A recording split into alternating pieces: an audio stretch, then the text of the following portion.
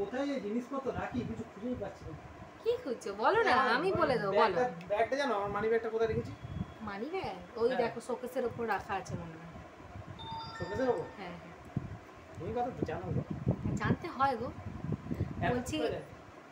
বলছি শোনো না, কোথায় যাচ্ছ?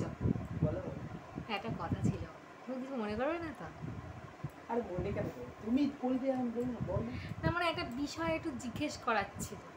হ্যাঁ হ্যাঁ, সে তুমি করতেই পারো, বললেই হলো। কি মানে তুমি তো নিজের থেকে তো বলো না, আমি ভাবি যে তুমি বলবে বলবে বলবে, কিন্তু তুমি তো বলো না, তাই আমাকেই না লজ্জার মাথা খেয়ে জিজ্ঞেস করতে হচ্ছে।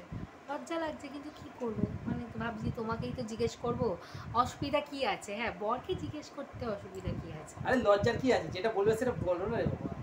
আমি জিজ্ঞেস করবো তো কি আছে? বলছি যে আমি আজকে যে রান্না করলাম না চিকেন, হ্যাঁ হ্যাঁ, তোমার কেমন লাগলো একবার বললে না তো খেয়ে। এরকম হাসছো কেন গো? এরম করে হাসছো কেন? কেন রোজ রোজ হ্যাঁ ঝগড়া করবে ভাবো?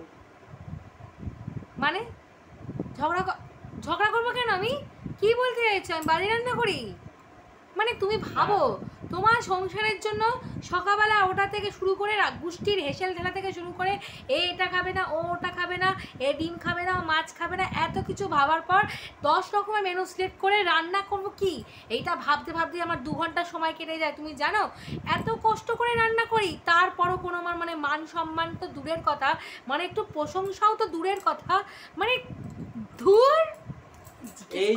এই জন্যই তো বলেছিলাম, মানে বলতে বলেই আমি ভুল করেছি দাদা, বলতে বলেই ভুল করেছি।